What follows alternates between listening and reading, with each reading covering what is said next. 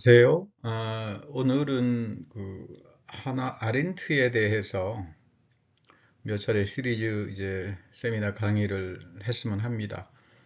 그럼 뭐 오늘날 거의 이제 뭐 미국 같은 경우는 그 하나 아렌트 거의 뭐 르네상스다 할 정도로 이 아렌트에 대한 그 철학적 또 사회학적 사유에 대해서 상당히 많은 그 새로운 연구들이 이제 나옵니다.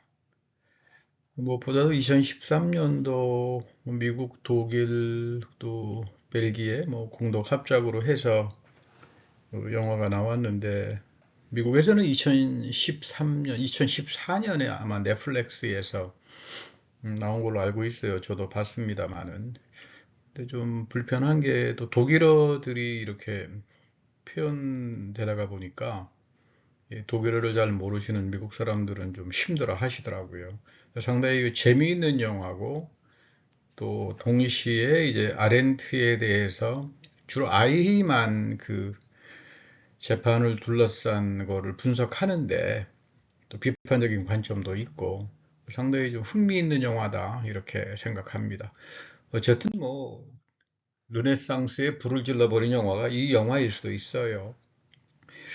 오늘 뭐 저는 이제 아렌트에 대해서 디테일한 부분은 뭐 이제 시리즈 강의를 시작하면서 좀 세밀한 분석도 하고 또 다른 인문과학 분야하고 교차 텍스트를 통해서 두텁게 기술도 하면서 말씀드리겠습니다만은 오늘은 그냥 하나의 독법, 아렌트의 르네상스 그 사람의 전체 사유 속에서 몇 가지 중요한 부분들을 그리고 또 오늘날 그 연구에 대한 그 동향들 뭐 이런 것들을 좀 총체적으로 좀 리뷰하고 독해하면서 독법을 하면서 좀 소개할까 합니다.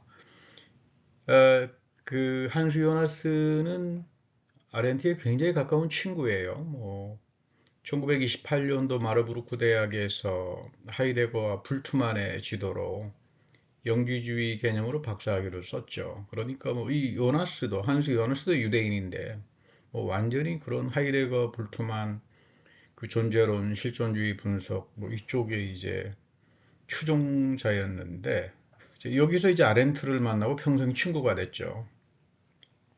그리고는 이제 뉴욕의 그 뉴스쿨이라고 있어요. 여기 아주 재미있는 학교입니다. 여기서 교수로 활동도 했고 특히 그 영지주의 개념에서 하이데거의 존재와 시간에는 영지주의 신화론이 이제 벤치마킹이 되었다. 소위 그 가장 유명하게 알려져 있는 뭐 세계로 던져진 존재, 뭐 죽음에 이르는 어떤 그 죽음 충동, 또 근대성에 대한 전면 거부, 이거는 이제 한수 요하는스의 분석에 의하면 하이데거의 영지주의 신화론의 재판이다. 이런 내용이 나옵니다. 근데 뭐 이때는 뭐 하이데거가 나치즘으로 가기 전이니까 또 하이데거가 지도 교수였으니까 하이데거 스스로가 영지주의의 영향을 받았다라고 하는 거는 이제 인정이 되는 셈이죠. 재미있는 건 그 New School for Social Research라고 하는 학교는 뭐 미국의 유럽 좌파 지식인의 도시인데 특별히 뭐 독일인들의 지적인 전통이 활짝 꽃을 피운 그런 대학이에요. 그러니까 비판 이론이 뭐 캘리포니아를 근처로 해서 나타나지만 이 뉴욕에 있는 뉴스쿨 같은 경우는 뭐 가장 결정적으로 알프레드 슈츠가 이 후설의 제자인데 이 현상학이 사회학으로 전개가 됩니다. 그러니까 이제 슈츠는 막스 베버의 사회학을 비판적으로 다루면서 이 베버 속에 좀 철학적으로 좀 부실한 부분을 현상학이 하나의 서문이 될 수 있다. 이 베버 사회학에. 그렇게 해서 이 현상학적 사회학이 뉴 스쿨 포 소셜 리서치 학교에서 이제 발전이 되면서 하이데거가 아니라 에드문 후설이 미국의 사회학 영역에서는 완전히 그냥 아버지로 이제 회복이 될 정도로 그러니까 오히려 후설은 미국에서 그 자기의 명예가 회복됐다 이렇게 표현될 수 있고 그 다음에 또 프랑스에서는 그 머릴러 퐁티의 유명하잖아요. 지각의 현상학이라고 하는 이런 쪽하고 연결되면서 이제 사회과학으로 이제 접합이 되고 이런 내용들을 갖습니다. 하이데거가 말하는 세계 내 존재라고 하는 말은 후설의 생활 세계 내 존재, 패러디다. 뭐 이렇게 이제 이야기들이 되죠. 어쨌든 이제 아렌트와 요나스는 알프레드 슈츠와 더불어서 미국의 이런 어떤 현상학적 사회학, 아마 요나스는 좀 더 역사사회학 쪽에 상당히 많은 관여를 했는데 로버트 벨라랄지 이 하이데거가 비판한 근대성의 문제점을 어떻게 하면 대안적 근대성으로 세계 종교를 분석하면서 발전시킬 수 있느냐. 뭐 이 부분에서는 뭐 요나스 같은 경우는 역사사회학에서 로버트 벨라나 뭐 찰스 테일러 같은 사람들, 또 아이젠 슈타트 같은 자축 시대를 통한 그 대안근대성 연구에는 뭐 독보적인 자리를 차지한다고 볼 수가 있습니다. 어쨌든 뭐 여우 하이데거 재미있는 표현인데 이제 아렌트는 뭐 18살인가 19살 학생으로 교수 하이데거를 만났다고 하지요. 뭐 나치 협력에 깊은 환멸을 느끼고 하이델베르크에서 야스퍼스에게서 어거스틴의 카리타스 개념으로 박사학위를 이제 썼는데 뭐 이 시기에도 여전히 야스퍼스하고 뭐 실존주의 뭐 영향이라고 하는 게 있고 특별히 이제 야스퍼스는 베버의 영향을 받은 사람이어서 이미 이 어떤 면에서 보면 아렌트의 카리타스 개념에는 존재론적인 것보다는 사회학적인 그 개념이 더 풍부하게 나타난다. 또 어떤 그 정신분석적인 개념이 이런 거는 최근에 이제 아렌트가 1960년도에 자기 박사 논문을 수정 작업을 집중적으로 하거든요. 거기에 보면 이 초기 뭐 하이데거나 야스퍼스 영향을 받으며 썼던 이 어거스틴의 카리타스 개념은 상당하게 이제 거의 결별하는 수준으로 나타나요. 야스퍼스는 하이데거를 항상 남을 이용해 먹는 아주 비인격적인 사람이다. 그래서 늘 이 인격을 신뢰하지 않았다 그래요. 그리고 아렌트가 여우 하이데거라고 하는 그 조그만한 글에서 이런 말을 합니다. 종종 하이데거는 사람들이 자기를 여우로 부른다고 아렌트에게 자랑스럽게 말을 했는데 아렌트는 이런 하이데거는 영리하지도 못하고 자기가 함정에 빠진 줄도 모르는 어리석은 여우였다. 뭐 이런 이야기가 좀 나옵니다. 어쨌든 중요한 것은 이제 하이데거와 불투만의 영지주의 존재론의 영향이 이 파시즘으로 이어지고 이러한 존재론의 파시스트 연장에서 이제 아렌트는 이 아이히만을 이 군중 개인이라고 하는 아이히만 속에서 어떤 인지장애가 나타나는가. 특별히 그 1960년도 이미 그때 아이히만 재판에 참여할 때 그 즈음해서 아렌트는 집중적으로 자기 초기 박사 논문 어거스틴의 카리스타 개념을 그 수정 작업을 했는데 여기서 이제 다시 말하면 하이데거 존재론이 상당히 비판이 되고 오히려 사회학적인 내용과 정신분석적인 어거스틴이 뭐 사실 여러분 따지면 대단한 그 심리학자잖아요. 심리주의자잖아요. 그런 배경을 가지고 아이히만의 선악의 문제를 접근했다. 이렇게 말할 수 있습니다.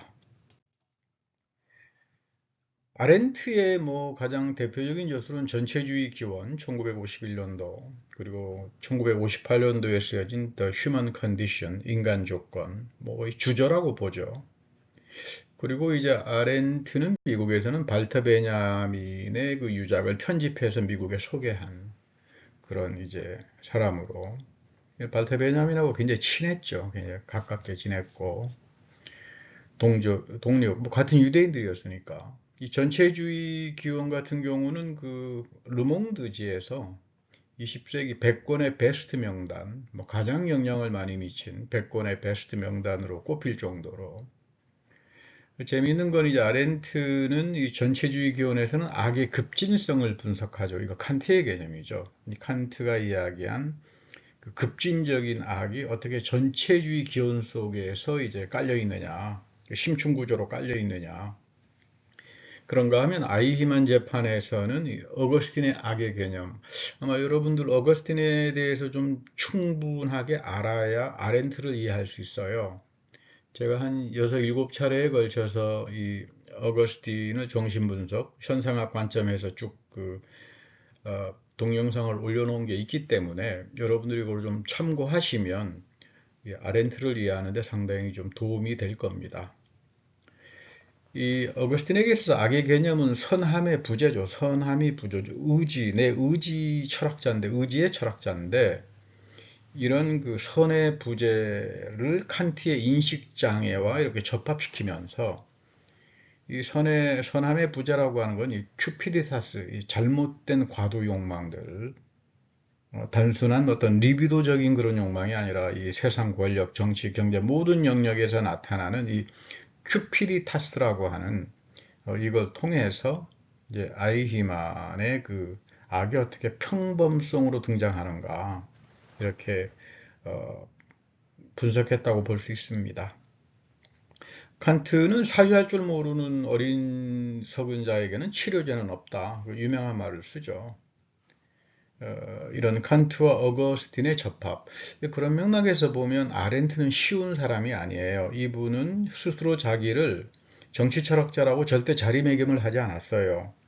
많은 다른 다양한 서로 만나기 어려운 이 철학의 내용을 접합시켜서 그 안에 독특하게 역사 사회적인 경험과 내용을 채워서 이 자기식의 사유를 발전시키는 뭐 그런 면에서 철학이라고 하는 건 뭐 어떤 개념에 꽂혀가지고 그 개념을 가지고 계속 논의해가지 그 개념 안에 들어오지 않은 것들은 다 오해가 돼 버리잖아요.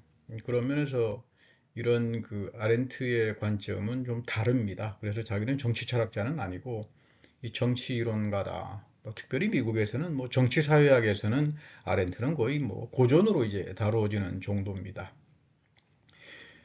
아렌트가 프랑스 도피 체류 시절에 베냐민과 가깝게 지내고 그 당대 이제 시몬 르 보바르를 이제 알고 있었는데 관심이 없었다 그래요. 왜냐하면 그 대타자라고 하는 우먼 W 대타자의 우먼의 해방 운동이 결국 저 남성주의 쫓아가는 건데 그 남성 지배하고 똑같이 그 큐피디타스가 똑같지 않느냐.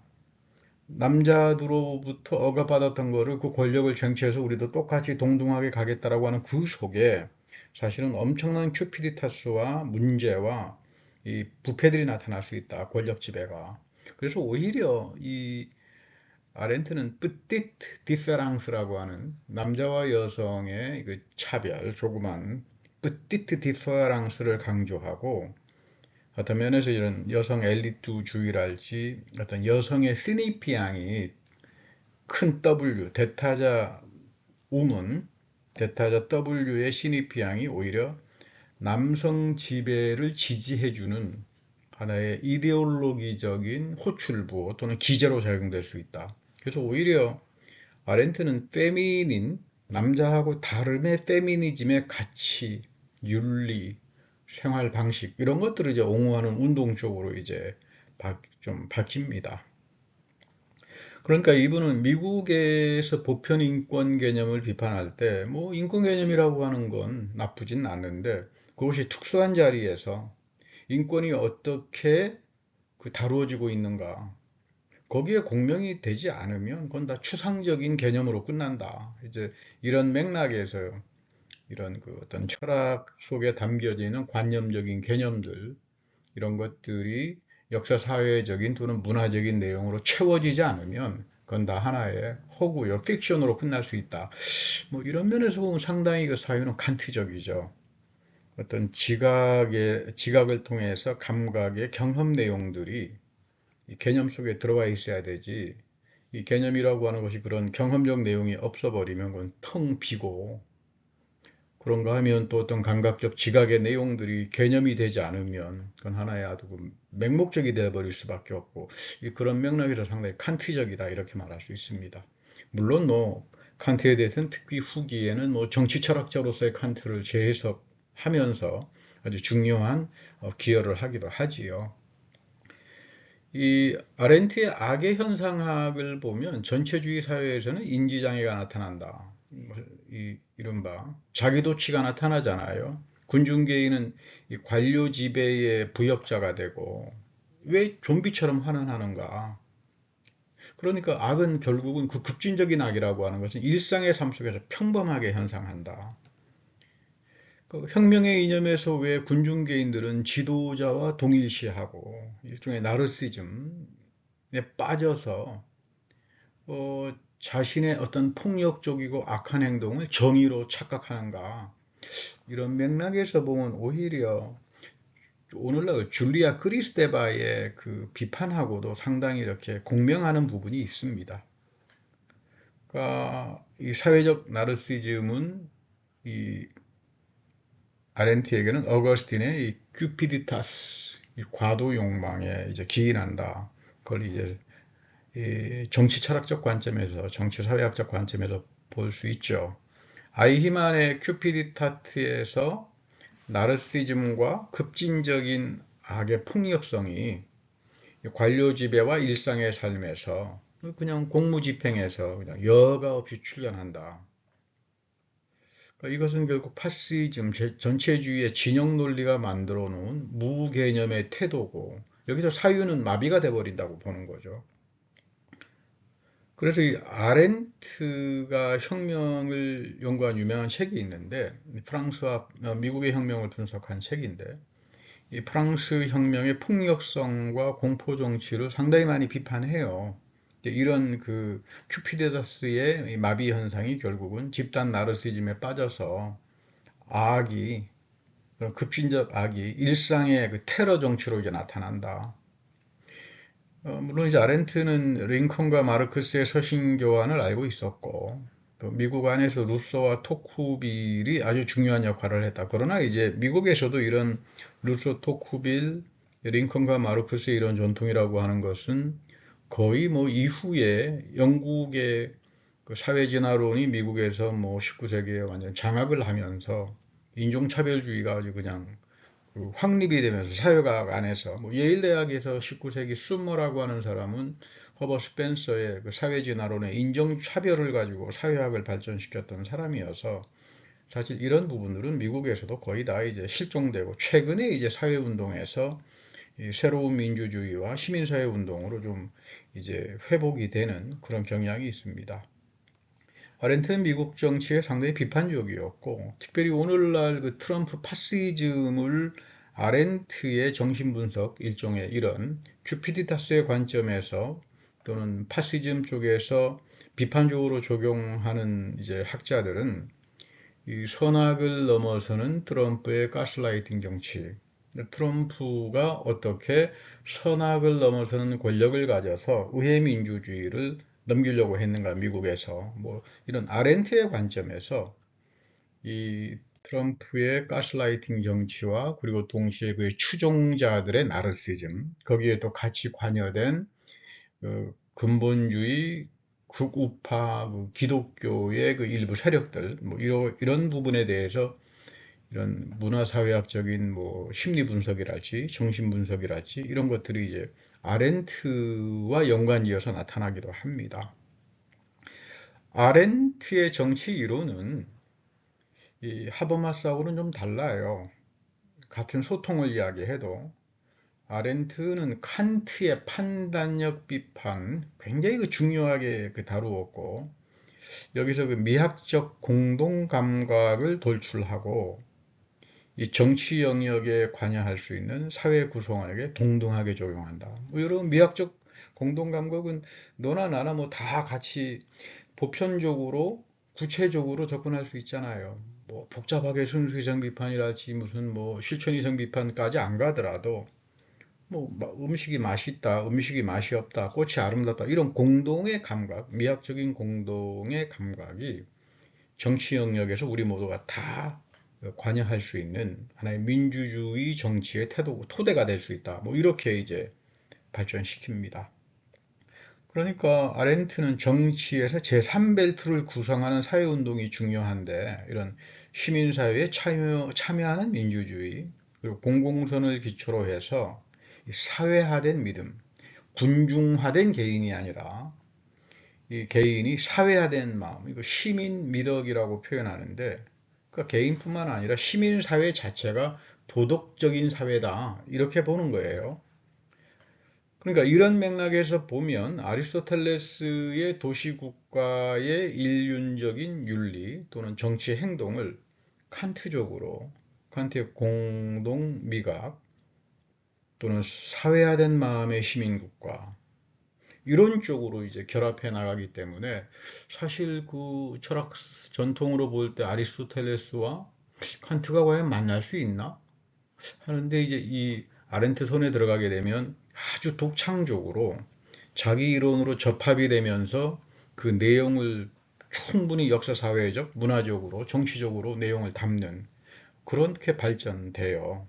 그래서 이런 전체주의 기원이라고 하는 책은 아주 상당히 탁월한 책이다, 이렇게 평가를 받습니다. 이 아렌트가 죽기 전에 칸트 정치 철학을 쭉 대학에서 강연했는데, 그 대학 강의가 이제 유작으로 발간되고 있고, 거기에 보면 뭐 굉장히 칸트를 이제 집중적으로 읽었고, 이 뭐 야스퍼스하고 이제 서신교환도 나오는데, 그래서 야스퍼스가 오히려 그런 칸트적인 경향을 막스 베버의 사회학 쪽에 또 이어지는 그런 뭐 조언도 하기도 하고, 이제 이렇게 사회학적인 측면을 풍부하게 담고 있다 볼 수 있습니다. 아렌트의 근대성을 비판하는데, 아렌트는 전면적으로 근대성을 비판하진 않아요. 뭐 근대성에도 좋은 점이 있고 나쁜 점이 있잖아요. 하이데거처럼 막 전면 부정, 형이상학 전면, 뭐 허무주의 이런 쪽이 아니고, 이 근대 사회를 진입하는데 사회학적으로 역사적으로 분석을 해보면 그 이전의 사적 영역은 이 노동하는 동물, 이 생물학적이다 이 말이죠. 이제 우위를 차지했고, 이 그레코 로만에서는 정치 주체가 나타나잖아요. 인간이 정치적 동물이라고 하는 거죠.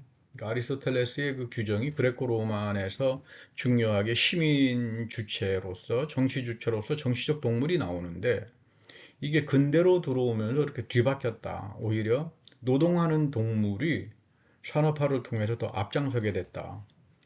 벌써 이런 사유 속에서 보면 어떤 그 뭐 스탈린주의적인 사적 유물론 3단계를 거쳐가지고 쭉 그냥 진행되는 이런 단선적이고 기계론적인 사유는 다 이제 거부가 돼 버립니다.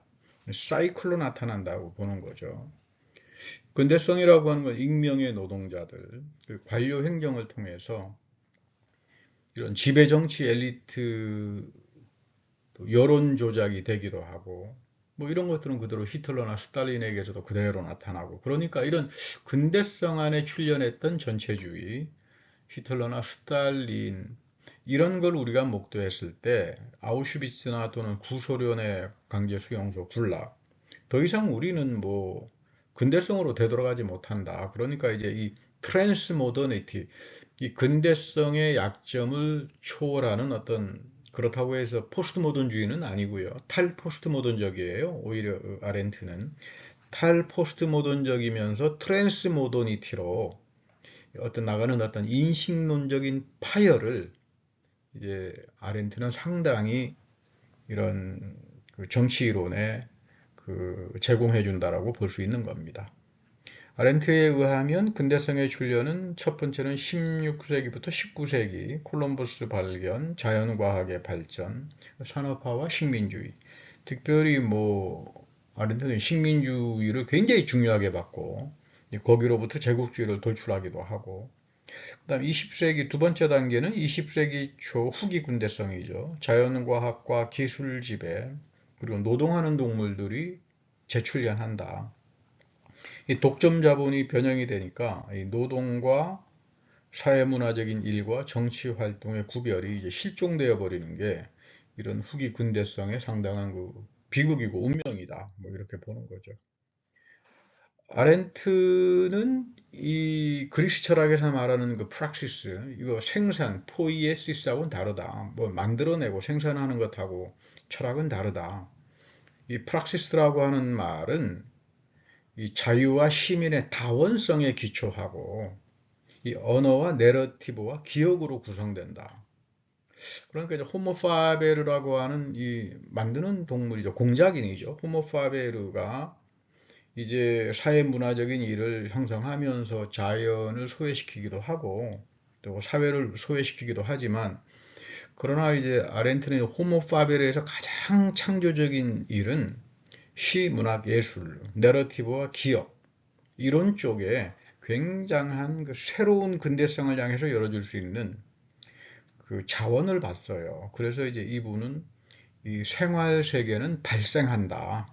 주어지는 게 아니라 생활 세계는 이런 시, 문학, 예술, 내러티브, 기억의 공동체, 소통들을 통해 가지고 우리 공론장에서 시민사회 안에서 새로운 생활 세계가 출현하는데, 이거를 이제 이분은 이 소통의 정치와 미학의 정치를 가져서 발전시킨다, 이렇게 볼 수 있습니다.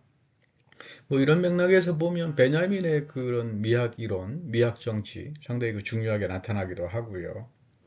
그러니까 실천이라고 하는 스펙트럼이 커요.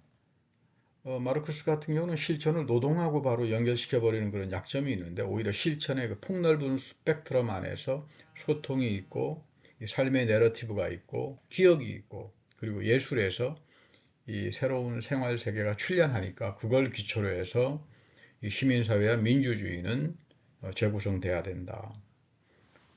그래서 이 발생론적인 접근에서 생활 세계는 인간의 다수성, 다원성을 통해서 공간적으로 출현한다.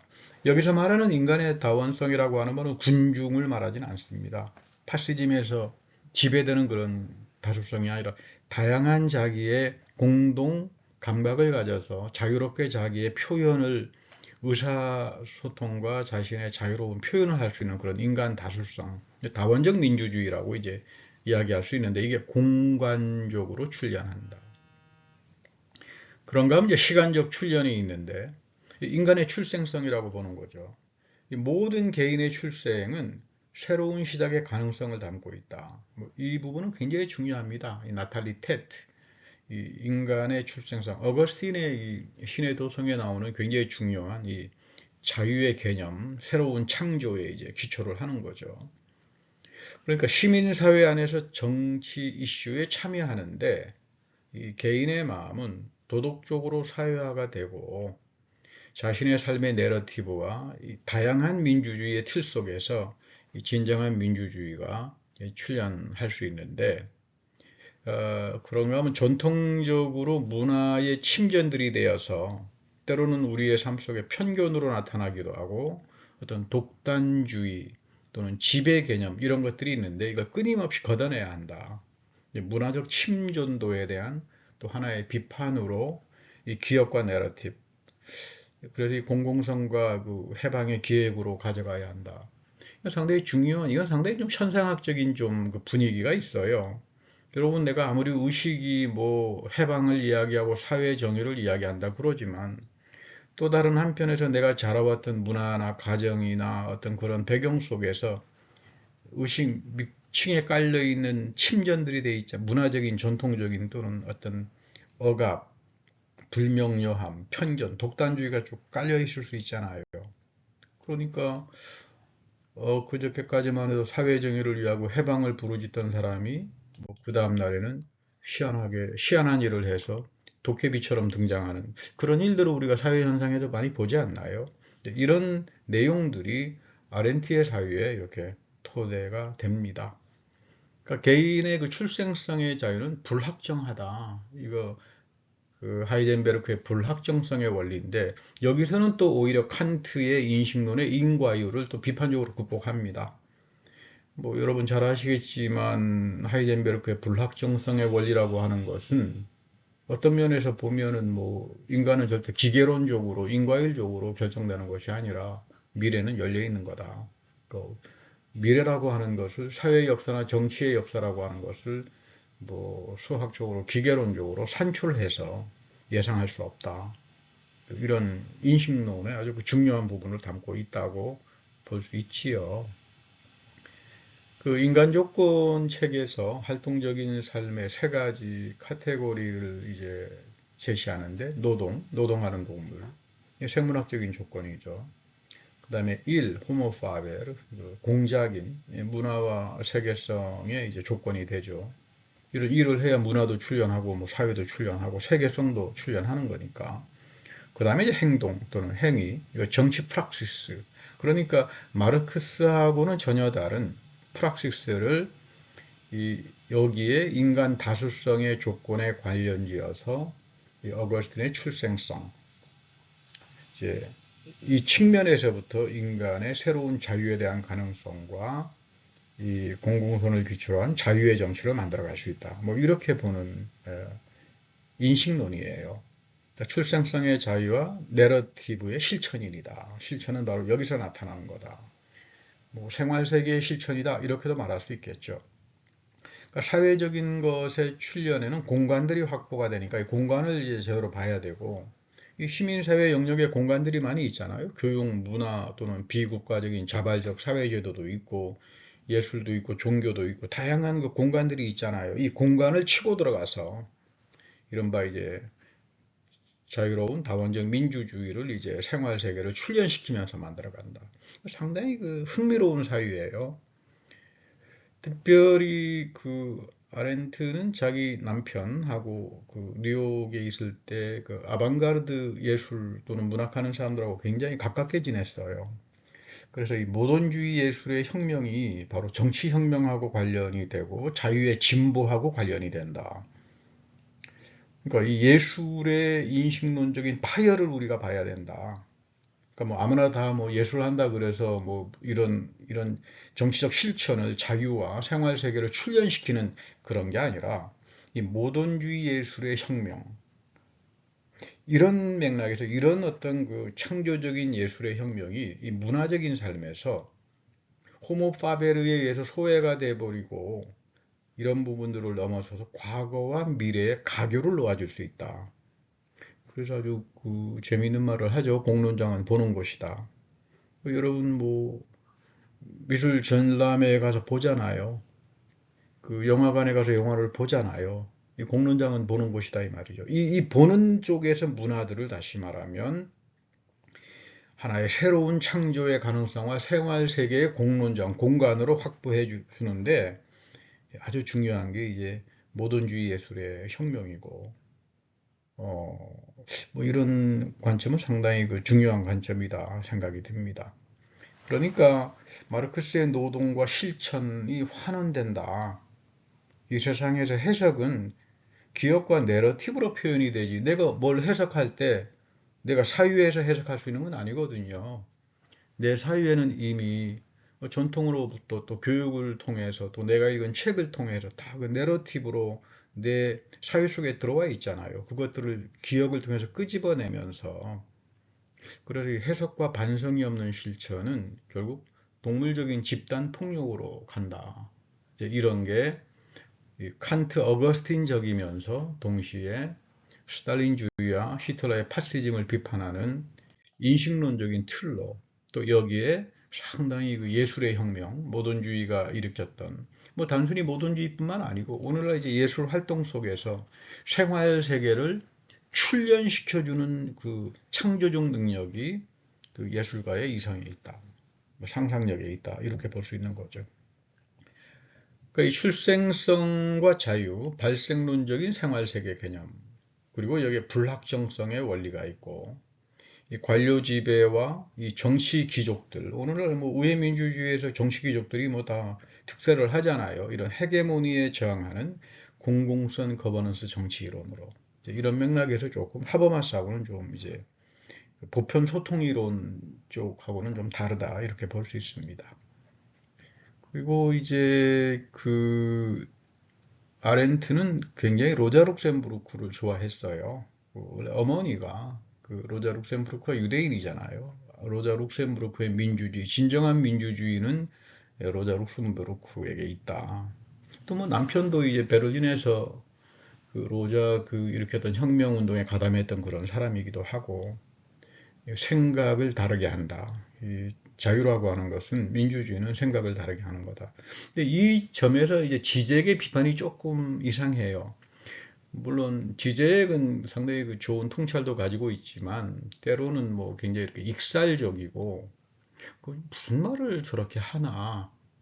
아무래도 락강 지적 쪽에서 올 때는 역사사회학적, 문화적인 경험들이 이렇게 내용이 매개가 되지 않고 어떤 어떤 추상적인 어떤 담화, 시니피앙으로 이제 자꾸 말을 하다가 보니까 뭐 이런 아렌트가 구구파 정치에 하나의 무슨 뭐 저기 선도 역할을 한다 이렇게 비판하는데 저는 이거는 뭐 지적이 좀 익사를 부리는 거 아닌가.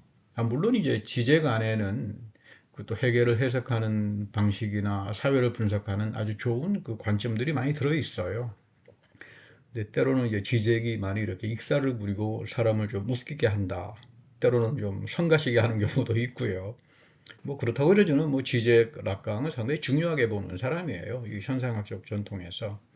어쨌든 중요한 건 이런 내러티브와 기억의 공동체들, 이런 것들이 모든 정치적인 삶의 조건들을 구성하고 이 정치 귀족 지배와 전체주의 파시즘의 정치를 방어해야 한다. 그 아렌트의 마지막 저작에 보면 그 The Life of the Mind라고 하는 그 정신의 삶, 뭐 상당히 그 현상학적인 그 분위기가 띄죠. 하이데거의 존재로는 이제 거의 급진적으로 거절이 되고 이 존재와 사유를 동일시하는 것은 파시즘적인 사유다. 근데 파시즘이라고 하는 건 뭐냐? 너와 내가 다른데 너와 나는 같아. 이거는 아주 파시즘적인 사유에 단초로 거절을 해버립니다. 물론 이제 하이데거도 뭐 마지막 말년으로 가게 되면 존재와 존재자가 동일시가 되진 않죠. 존재자가 뭐 은폐, 탈은폐를 거쳐가지고 나타나긴 하지만 그러나 이제 존재로 사유는 존재로 환원되지 않는다. 뭐 이런 입장을 강력하게 갖고 오히려 이 현상학적인 인식론에서 해체가 나타나고 동시에 재구성이 나타난다. 뭐 지평융합이라고 하는 말을 가다모가 패러디를 했지만 사실 그 지평융합이라고 하는 말은 훗설의 말이에요. 그러니까 끊임없이 어덤브레이션, 지각을 통해서 많은 그 지각의 내용들이 반성되고 환원되고 반성되고 환원되면서 아주 새롭게 해체되고 재구성되고 하는 방향을 갖잖아요. 여기서 이제 아렌트는 이제 퐁티의 신체 현상학, 지각 현상학을 굉장히 중요하게 봤어요. 그분이 가지고 있는 책, 퐁티의 지각의 현상학 그 페이지에 보면 밑줄 그어놓고 막 따옴표를 쳐놓고 하는. 그래서 이제 말년에는 이제 아렌트는 나는 현상학자지 철학자, 어떤 정치 철학자는 아니다. 뭐 이렇게 이야기하기도 합니다. 특별히 이제 몸이 게슈탈트를 갖잖아요. 어릴 때부터 몸이 자라면서 형체가 점점 변하면서 몸이 변하면서 의식이 같이 변해요. 그러면서 자유의 개념으로 나타나기 때문에 여기서 보이지 않는 미래가 출현한다. 이런 게슈탈트 시오리 같은 경우는 이미 이 퐁티가 락항하고 상당히 이제 비판적인 대화를 하기도 했고 그런 맥락에서 이제 현상학적 정신 분석은 락강 지지에게 그런 티오리를 뭐 그렇게 또는 프로이드의 어떤 에로스와 문명에서 나타나는 마르쿠제의 해석이라지 이런 것들을 거절하지 않습니다. 이런 아렌트가 이야기하는 퐁티의 지각의 현상 183쪽에 이렇게 밑줄을 그어놨는데 아렌트가 사유는 내적인 것이 아니다. 그거는 세계와 언어들과 독립하여서 존재하지 않는다. 표현되기 전에 사유가 먼저 스스로 존재하지 않는다. 생활세계하고 연결되어 있다는 말이죠. 그러니까 사유란 내가 가지고 있는 사유는 이미 구성된 것이고 표현된 것이고 이것을 우리는 기억으로 불러내는 것이고 끊임없는 사회와 정치와 경제와 다양한 생활세계가 공론장에서 출현하는 그 영역하고 우리가 몸을 가지고 관계하면서 우리의 존재와 인식이라고 하는 사유라고 하는 것은 같이 이제 병행하는 거다. 이제 아렌트의 전체주의 기원에서는 아주 중요하게 토마스 홉주의 리바이어던이 이제 아주 날카롭게 비판적으로 분석됩니다. 이런 부분이 이제 똑같이 리바이어던을 가지고 파시즘의 그 주권 이론으로 발전시켰던 칼 슈미트하고 상당히 대립이 되는데 우리 계속 이제 세미나를 진행하면서 그런 내용들을 좀 다루도록 하지요. 그런가 하면 이 해외 시장을 기초로 한 제국주의와 식민주의 이 부분들 마르크스는 그걸 충분히 보지 못했죠. 뭐 그 당대 인도의 식민주의 정도 또는 중국의 태평천국의 난 정도 그것도 뭐 제대로 된 지식을 가지고 봤던 건 아니니까. 근데 오히려 이런 분석 자본주의는 세계 체제다 이런 측면에서 분석하면서 오히려 제국주의는 자본가들이 산업 자본가들이 정치에 관심이 없다가 돈 버는 데 이제 관심이 있었는데 서서히 해외 시장을 거치면서 제국주의의 정치의 지도자로 등장하는 거다. 이 부분은 굉장히 중요한 포인트입니다. 그러니까 이제 마르크스의 어떤 자본주의와는 다른 면모가 있죠. 자본 축적, 해외 시장을 기초로 해서 제국주의와 식민주의를 새롭게 분석하고 뭐 이런 영역은 이 오늘날 포스트 콜로니얼 조건에서 이런 자본 축적을 기초로 해가지고 뭐 이제 브로델이랄지 또는 뭐 다른 이런 그 경제 사회학자들에게서 상당히 중요하게 수용이 되기도 합니다. 자, 오늘은 이 정도로 대략 아렌트에 대해서 전체 그 리뷰를 좀 해보고요. 그 다음 시간부터는 그 아렌트가 이야기하는 내용을 좀 더 디테일하게 세밀한 분석을 통해서 아렌트가 과연 오늘 우리 시대에 이제 어떤 의미를 줄 수 있는가 이런 것들을 한번 정리하도록 하겠습니다.